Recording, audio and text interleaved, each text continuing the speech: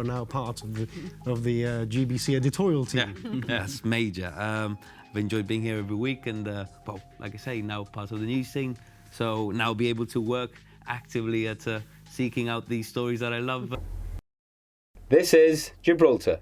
So it's March 17, I'm dressed in green, I can hear merriment in the distance, it must be St. Patrick's Day for sure.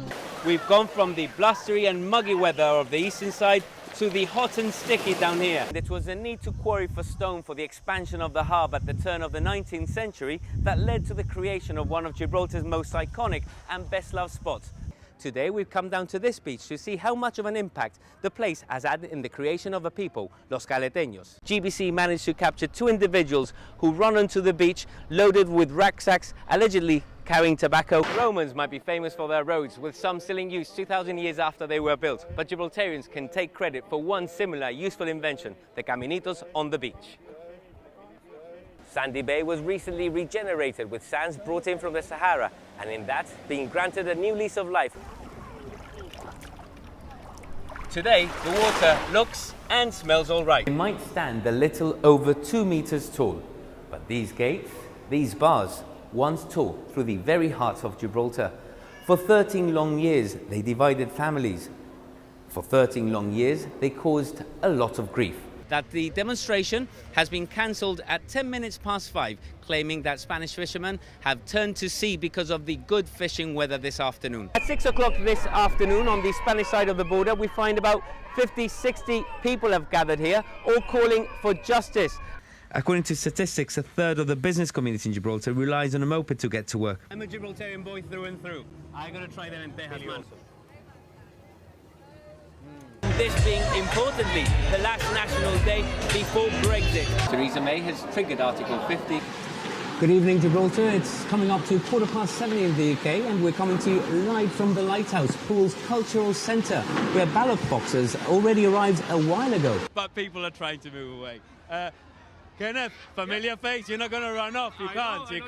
Pues teníamos muchas ganas de conocer a Kevin y Kevin de conocer a Nat y Ivonne, ¿eh? Claro que sí. ¿No? Las cosas que hace uno por la televisión, más fácil. 100 of our school children today will be participating in 10 sporting categories. The games are non-competitive, and the main aim is to foster friendship through sport. Lee Spencer's an amputee, and with the challenge, he's intent on proving that no one should be defined by their disability. Following 3 aborted attempts, Lee Spencer is finally on his way. Today he's left Gibraltar symbolically. His aim is to row across the Atlantic and reach the South American continent and smash the able-bodied record. The clock is already ticking, and Lee has to complete his feat in under 96 days. And it's yet unknown when hope will be restored. Kevin Ruiz, GBC News, Las Palmas de Gran Canaria. This week we've borrowed some wheels, and we're about to find out how wheelchair friendly is Gibraltar. Let's go. The last few years have seen a rise of new eating trends. People are opting for high protein diets, low sugar plans. Very, very, very spicy. Are you Christian? I am. Christian, you've just won yourself a car. Terrible weather and a massive downpour just a few minutes ago, with the jury having returned a verdict in under an hour. Today we come on board to profile the role and the work of the lads of the Gibraltar Squadron. We're going to be criticised for this, you know, because it's just us boys, but the girls, it has to be said, they abandoned us. Well, Varolbeg Estate, one of the largest government rental estates, housing around 650 families. Since the construction of these blocks back in the early 1970s, periodic refurbishments have taken place.